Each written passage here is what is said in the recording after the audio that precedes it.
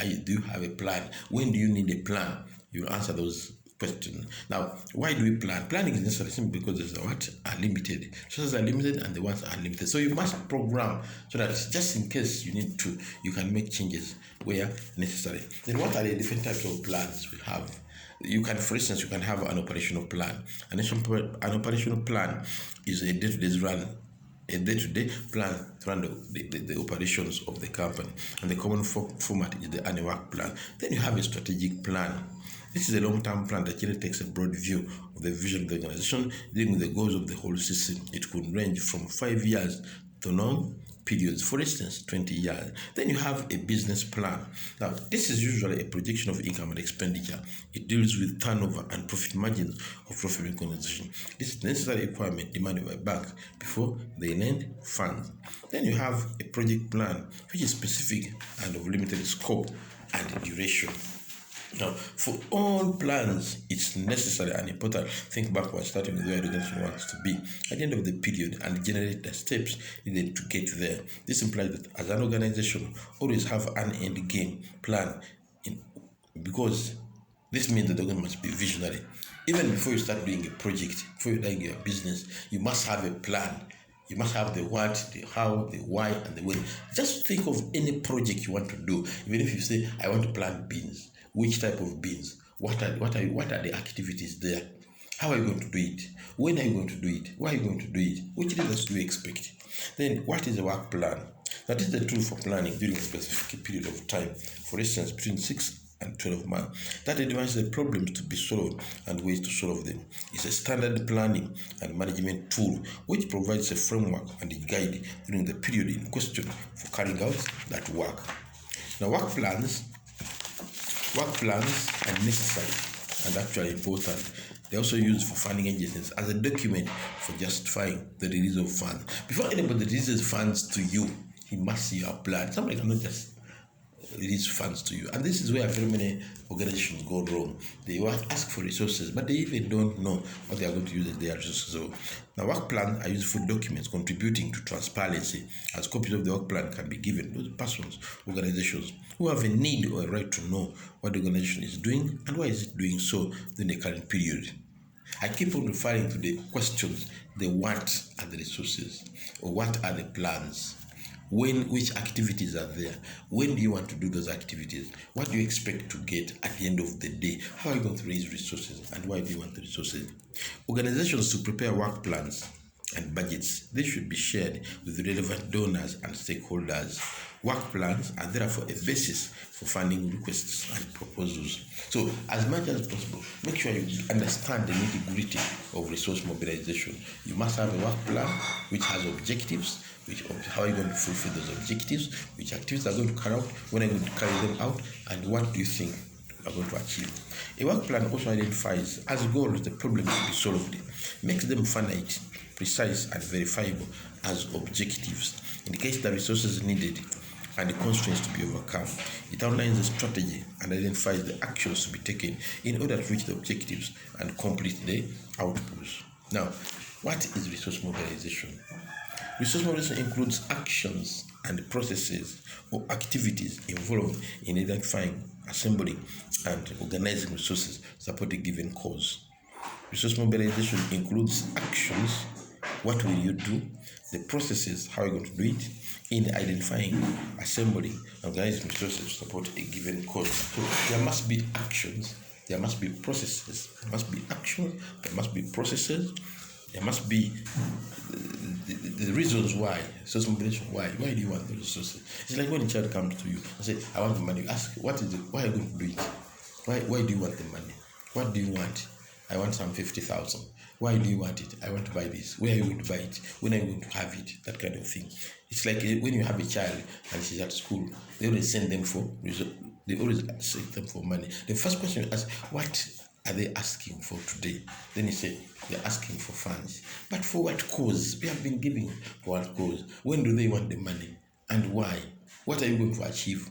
That kind of thing. So resource mobilization involves you asking yourselves. At every stage, you are asking yourself this variable question.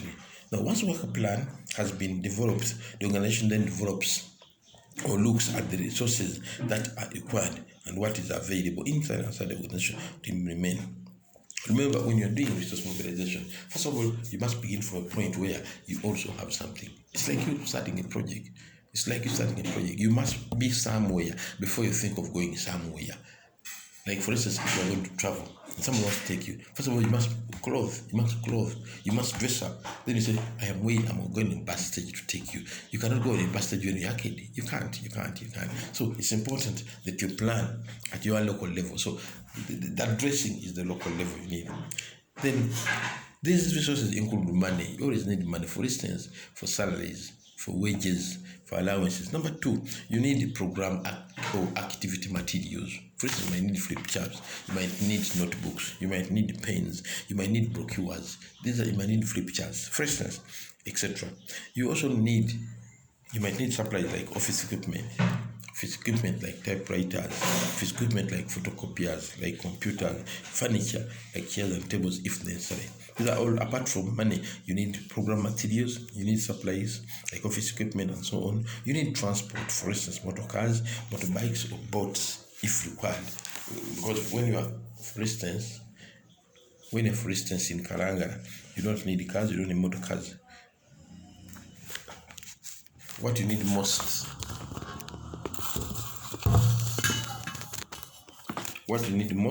are boats. You need boats, you need safety nets, and so on. You also need technical support or guidance or expertise. Sometimes you need somebody to help you do this. For instance, you might need a resource mobilizer, you might need somebody to monitor, you need somebody to evaluate, and so on. You also need links and relationships with key stakeholders. So money, program or activity materials, supply like office equipment, transport, technical support or guidance, links and relationships are important. Then resources are also key ingredients for carrying out planned activities in a project. Resource mobilization is an organized way of gathering items needed to carry out planned activities, including people, money, time, space, equipment, and technical assistance or guidance. Note that organizations are expected to mobilize their own resources and to be accountable for the resources they receive.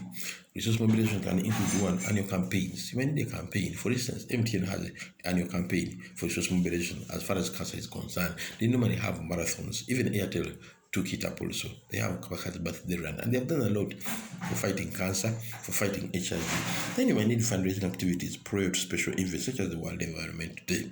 You can have car washing, you can have walks, you can have marathons. Then you have submitting proposal for potential funding. These are also important. In most cases, we say you must need a proposal. Then running income generating activities. I remember when I was in Karangara, I had a project where it was solar energy for improved livelihood, and we had a lot of inbuilt systems that could help the program the association ran. We had battery charging where we charge money and then run the organization. We also had a telephone, a public booth. We were charging batteries. We're all getting money from all the things. At least they could run the day-to-day affairs so that the money we receive from the donors would only be specific to run the program activity. Then, how do you develop a resource mobilization strategy? What methodology are you going to use? What determines that methodology? Now, this provides direction of what you want to do, why you want to do it, how you want to do it, where you are going, and how you are going to get there. What are the activities? What are the activities involved in resource mobilization? One, you must need a force. You must have a task force or committee which will be in charge of project management. In most cases, this should be different from the mainstream organization. Even if you have very many projects, at least every project should have a project management committee, possibly in most cases chaired or by the project manager. You need to carry out a resource gap analysis which will help you identify the gaps between the resources you need to cover upcoming projects and the resources you currently have. It is important you must carry out a resource gap analysis, i.e. what do you have and what do you want. In between the two, there is a gap. For instance, if you have a bicycle and you need a car, that is a gap analysis. If you have something, so you must find out what do you have, what is the balance. That is the one which you should prepare for if you are writing a project proposal. Then you must map or identify potential resource mobilizers. Not everybody funds a given project. If it is about the environment, there are specific organizations in this world which fund organization. It might be UNDP, it might be United Nations Environmental Program, and there are very many, even within a country. Then you must identify ways to mobilize resources. We have already talked about them. It can be an annual plan, it can be a walk, it can be a marathon, it could be you submitting a proposal, but you must identify ways. Not every way can help you. Then you must develop a resource mobilization plan. This means mechanism to be used to access the required plan. Then you must cost the plan or budget. You must submit the plan to potential funding organizations or remove resource mobilizers. You must develop a tracking plan. And you must also acknowledge receipt of the contribution. Now, you also have to distinguish between local resource mobilization and a donor resource mobilization. Let's begin with local resource mobilization, and see, it's important.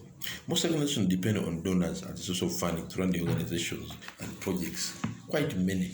That's why in most cases when the organization leaves, in most cases many of them also leave.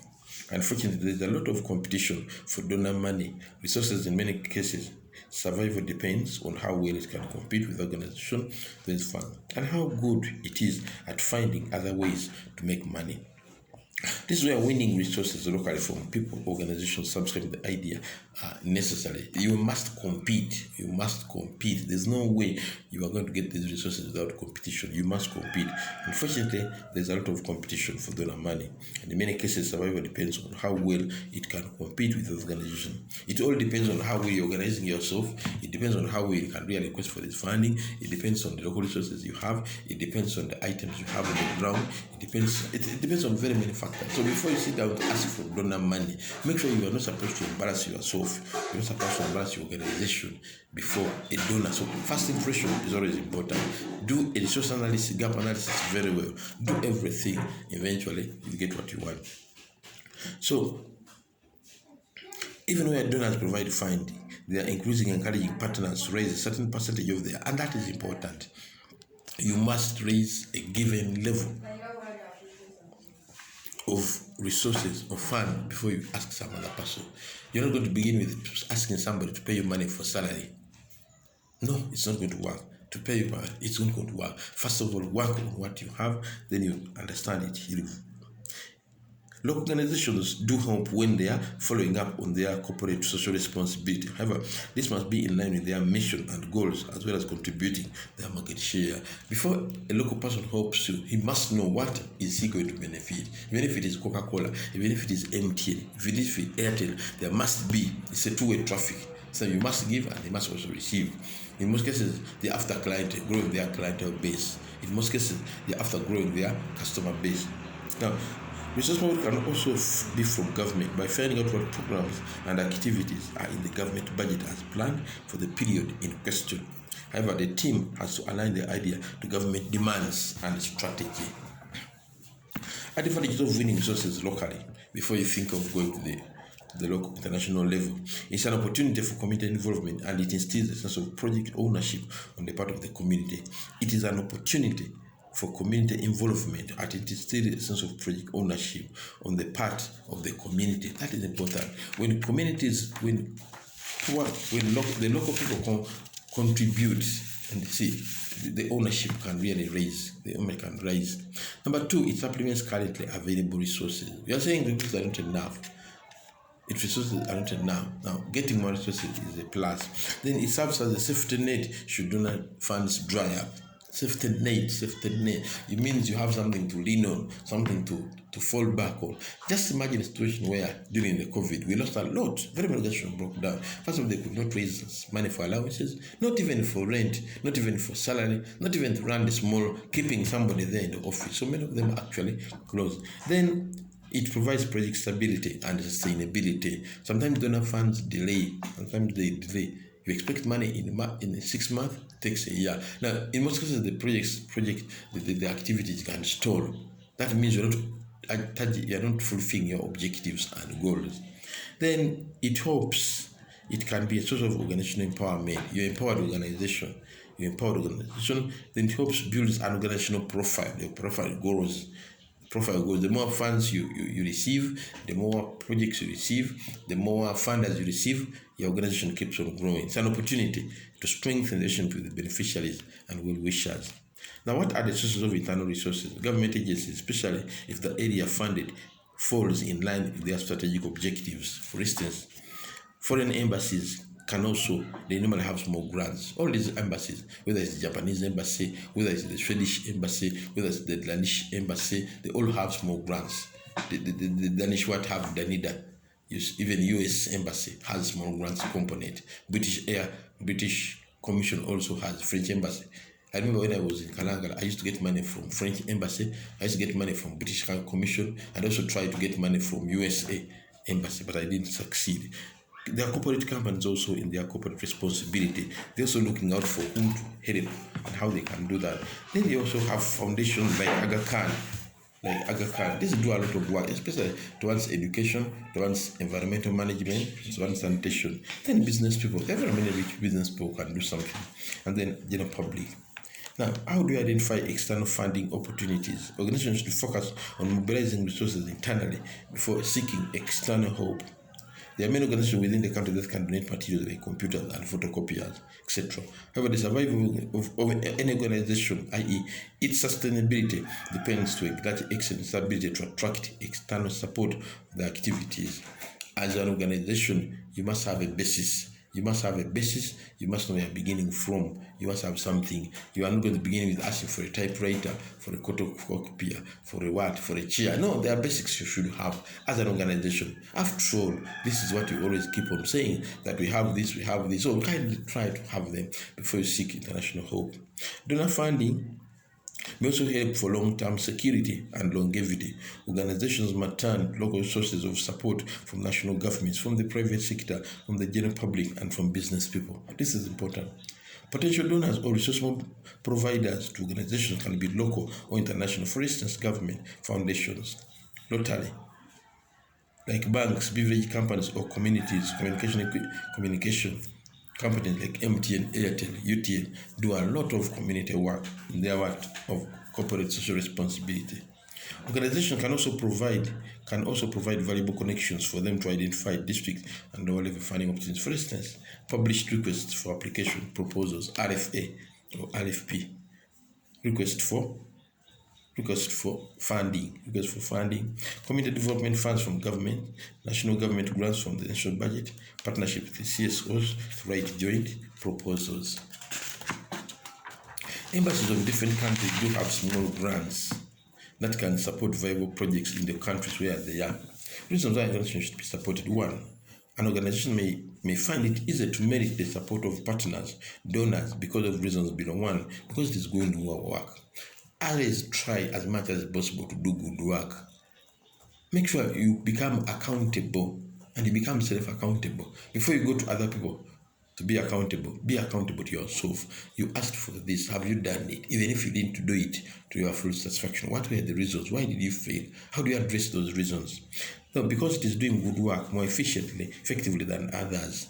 Yes, even if you're doing good work, make sure you do it better than others. And let me tell you people, make sure whatever you're doing, you give it all. That is one, you give it all. Make sure you do it the best way you can, but make sure you try to improve that one, because that is not the best way. That's not a guarantee. It could be the best way for you, but that is not the best way it should be done. So always strive to make what you are doing better. It is honesty and responsible. You must be responsible and honest. Effectiveness and persuasiveness must be able to attract donors and persuade them. I'm telling you, everybody is struggling for those donor funds. If then the other reason why an organization may find it easier to merit the support of partners is that it appeals to a particular interest in a potential donor. It's potentially wasteful, useful. It is potentially useful to a potential donor. Now, for an organization to be effective and sustainable, they should have the following requirements. 1, good program. The program must be good. They must be supportable. They must be achievable within a given period of time, and the objective must be smart. Number 2, good management that ensures that all resources are effectively utilized the right cause. Number 3, government sustainable. Government commitment to sustainability. For example, not depending on donor funds. Then it must ensure proactive practice of performance accountability, including public reporting. Financial resources do support the financial resources to support the good programs, good management and accountability, as well as proper financial documents like financial manuals. A good reputation built on the credibility they have, a good reputation built on the credibility they have acquired from the programs, especially past achievements. Supporters, the other reason why Amazon could be supporters from a variety of different sources, e.g. government, specific groupings in society, general public, local development agencies, small grants specifically from district networks, from community leaders, individuals, religious organizations, etc. Skilled and committed human resources working for the organization. Make sure you look for skilled people. Don't look for your brother, don't look for your sister, don't look for your daughter. Make sure you look for people with competence. This world is after competence. This world is after commitment. This world is after effectiveness. Objectives of the fundraising and resource mobilization: to enable organizations, stroke institutions, understand the relevance and importance of resource mobilization. That is important for operations and for development. Then to help the organization institutions identify and understand the different appropriate mobilization methods and techniques that can be used in the organization. That is also important. Then the other one is to facilitate organizations understanding the different strategies that bring about successful resource mobilization.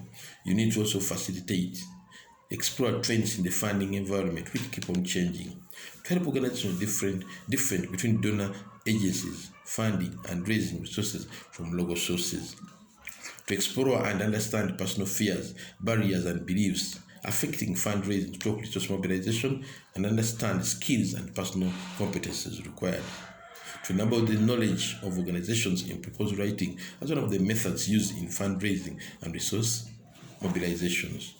Now, what are the possible sources of resources and ways? 1, sources of funding, individual donors. This is mostly a one-off donation. Number 2, corporate donors, specific undertaking. Like for us, we're going to do marathon, we're going to do a cancer run. Number 3, international aid donors, sponsoring a project. Number 4, central government, gift in kind through budgetary provisions. Then local government, purchasing a gift item through fundraising. Trustees, foundation of the grants, charity fundraising events, tourism and visitors through memberships, subscriptions of friends, networking, then associations and clubs, for instance, Rotary, volunteerism, then civil society organizations, NGOs, CBOs, religious organizations, schools, etc., through media appeals, campaigns, one-on-one appeals, use of celebrities, income-generating activity, sale of expertise. Now, what makes a good resource mobilization and fundraiser? 1, conviction to the cause of the project. You must be convinced that it is going to work. You must be convinced to help people. You must be convinced of its sustainability. Conviction is important because it is the conviction that will bring you commitment to the cause of the project. You should give it all there in terms of energy, in terms of your time, in terms of the commitment. You must commit your resources. You must commit your time. You must commit your energy.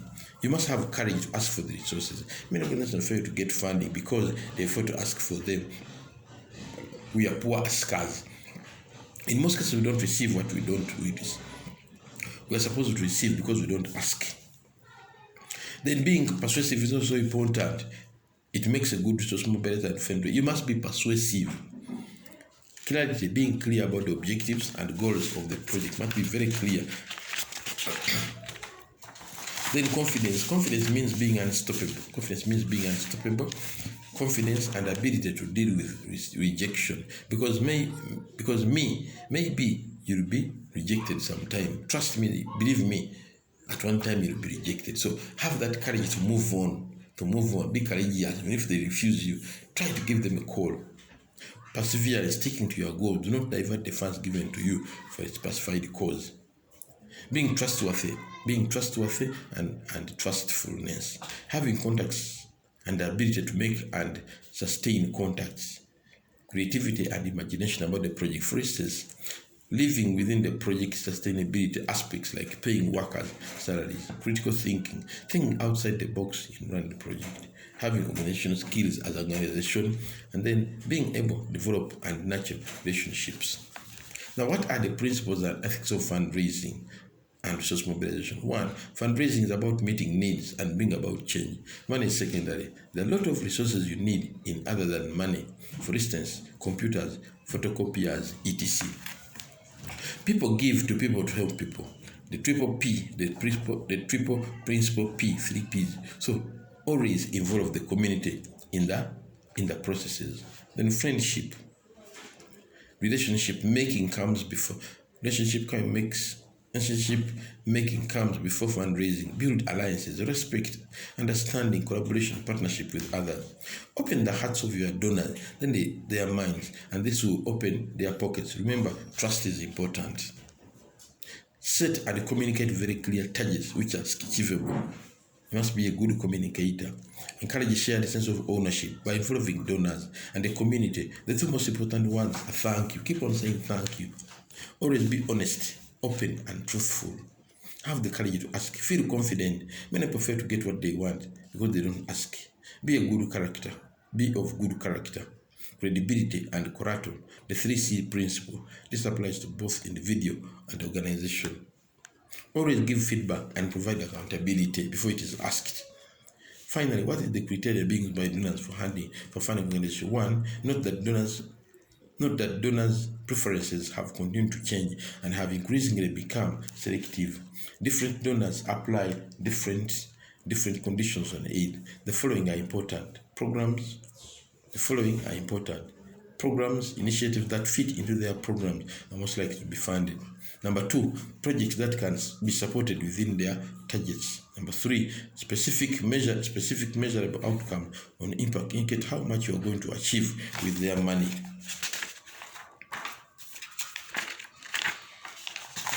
Organizations that have a good work record. Cases of corruption and embezzlement are very serious. Donors share information on what has been done, and good track record is important. Innovation in good ideas and problem solving, always to be on the cutting edge.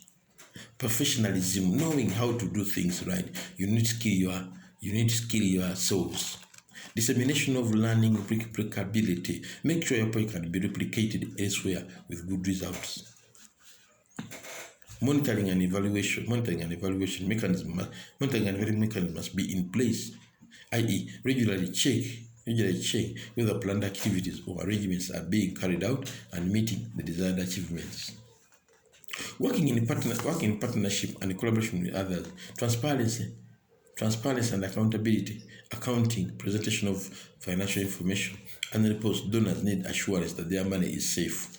A properly constituted organization with governance structures, board of directors, management team, program officers, proper management of finance, human resources, etc. Good systems and procedure of operation. Remember, you must build a viable organization, an organization that is going to outlive you. It must have governance structure. There must be, for instance, a board at the top. There must be management. There must be staff. There must be a program officer. You must have minutes all the time. You must, because this is what they look at. They look at minutes for 6 months. You must have a financial manual. You must have a human resource manual. Now, how to get in touch with donors? 1, identify likely donors. Find out about their program, timetable, and procedures for making an operation. You don't expect money to get funds from a given organization after the expiry of that period they have, for instance, put in the newspaper. Develop the right people that they can co-fund. Find the appropriate person to approach and seek information.